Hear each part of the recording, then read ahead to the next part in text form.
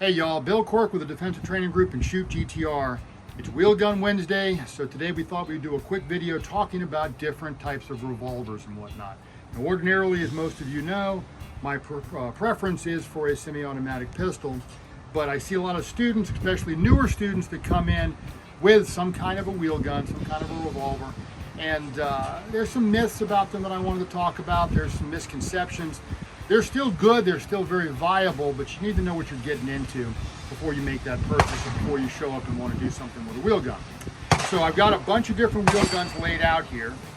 The first one I'm going to show you, this is an old style cowboy pistol. And this is what's called single action only. So if you ever see in the cowboy movies where they're fanning the action, the way that this works is the trigger doesn't do anything to manipulate the hammer other than when the hammer's cocked, if I press the trigger, it will release the hammer. So it's one action, single action, same terminology we use with semi-automatic pistols.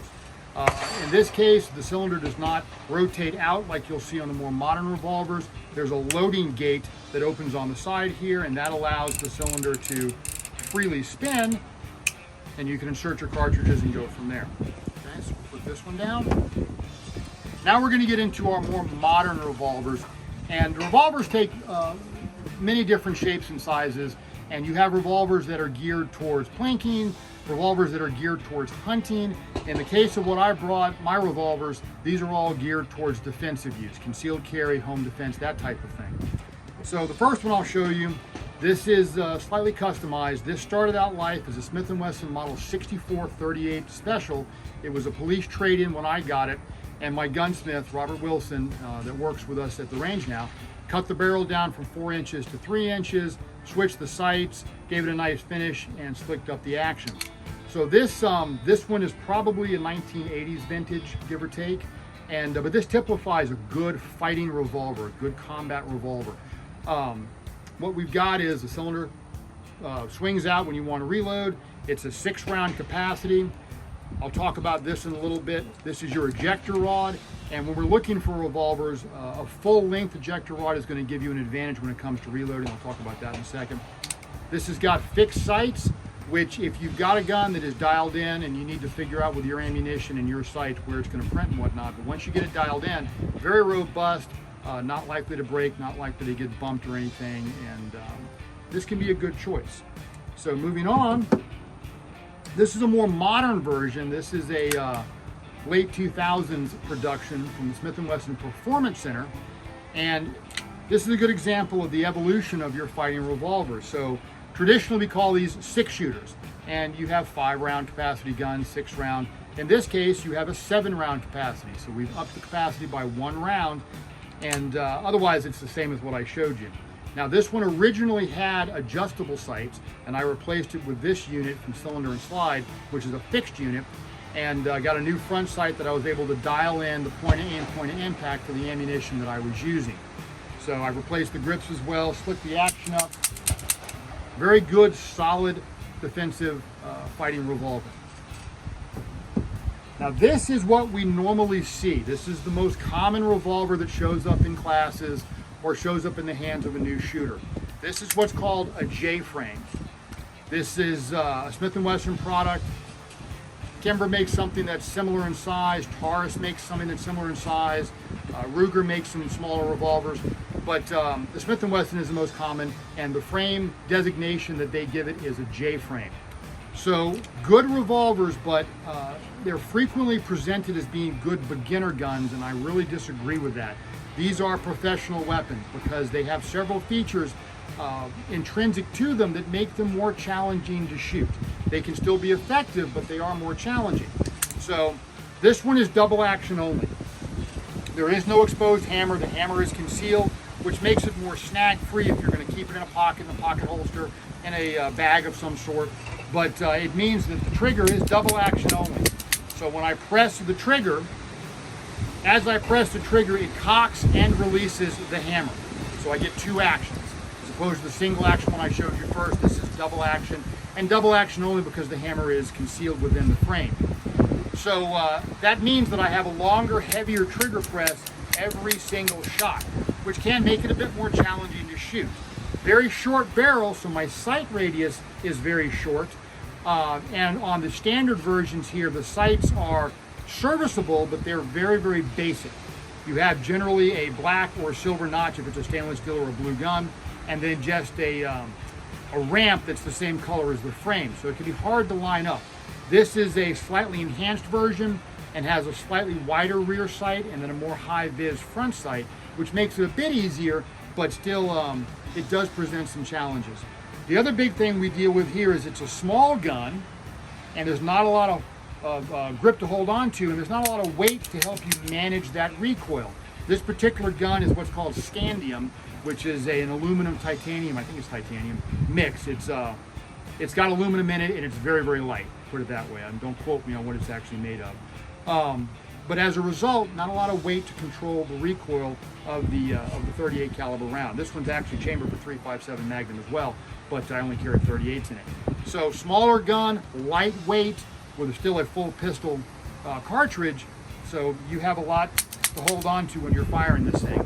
Coupled with a longer trigger press and very basic sights, and a lot of challenges here. Now we can update these things and bring them into the 21st century. So this is my actual carry revolver. When I carry a wheel gun these days, this is what I use. This is a Performance Center, Smith & Wesson Performance Center L comp, and it is an L frame. So I said this is a J frame. This one is a K frame, and then we get up to this one, which is an L frame. And you also have N frames and X frames going even larger into that hunting category that I talked about earlier.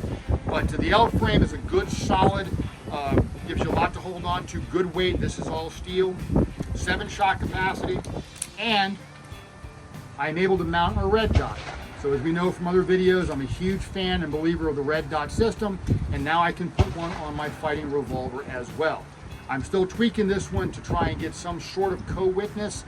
The other ones that I put together in the past, I couldn't use my iron sights through the ocular window, but in this case, I'm close where I can actually use my front sight through. In this particular case, this is a Holosun EPS Carry red dot, and it's got just the barest rear sight built into the deck here, and I can get just the barest sight picture. I'm gonna have to tweak the front sight to bring that point of aim, point of impact into where I want it.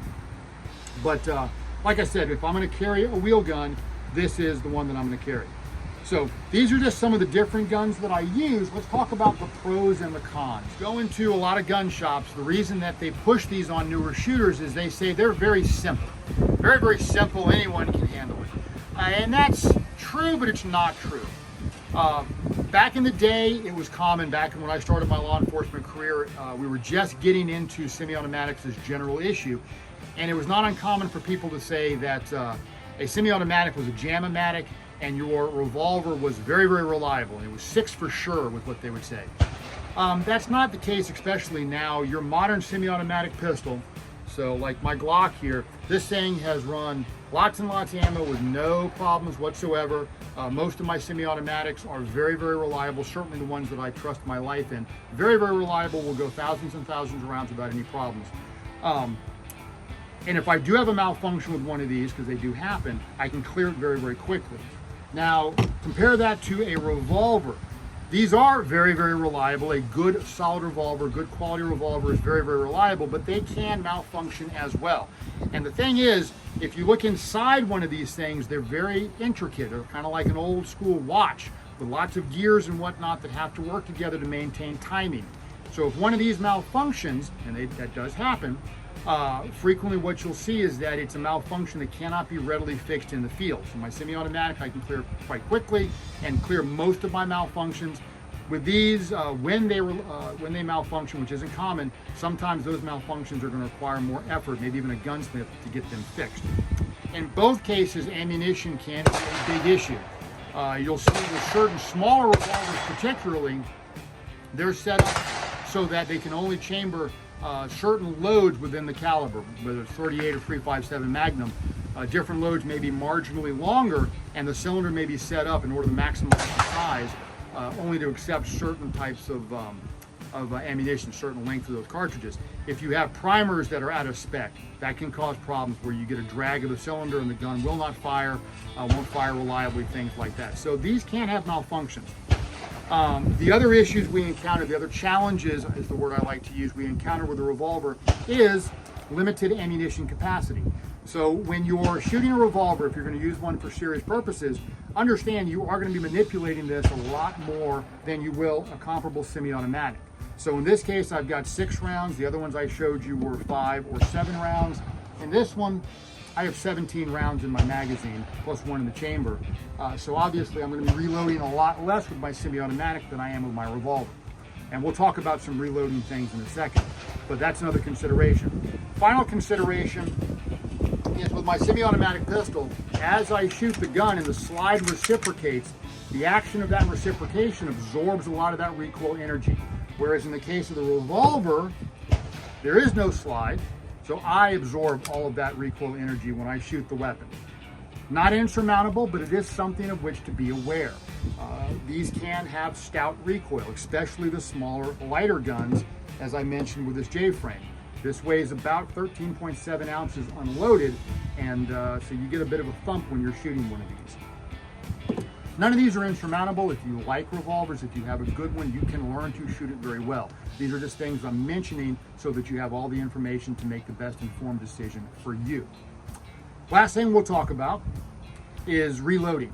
So we've mentioned that one of the considerations with a revolver is limited ammunition capacity. So there are different technologies that we can utilize to increase the speed of the reload. Historically, you're reloading 1 round at a time. You carry spare ammunition in a dump pouch, in a pocket. You'd fish 1 round out, put it into the cylinder, and so on and so forth. As we move through the ages, we got some other technologies were developed that were going to help us more efficiently and expeditiously load the revolver. So we have things called speed loaders. And the way that these work is this little knob here, I twist, I insert the cartridges in mass, and I'll show you, I'll pull one off of this is the next thing I'm going to talk about. This is a moon clip. Oops. But I insert this into the speed loader, rotate the knob, and it holds it in place. So once I get all those in here, I can carry this in a pocket or on my belt in a pouch of some sort, and I can pull all, in this case, 7 rounds out in one fell swoop, insert it into the cylinder, twist the knob, which will release the cartridge, and I can load all at once. So it does speed up my reloading process. Another possibility, if the gun is equipped to accept these, and several of these are, is something called moon clips. And moon clips are pieces of spring steel, like this, that the cartridges fit into. And so now, in the case of the speed loader, I eject the cartridges into the cylinder and then I discard this. This stays as one package. So the way that this works is, drop them all in, they stay in as one package, and when I'm done, I can eject them all as one package. So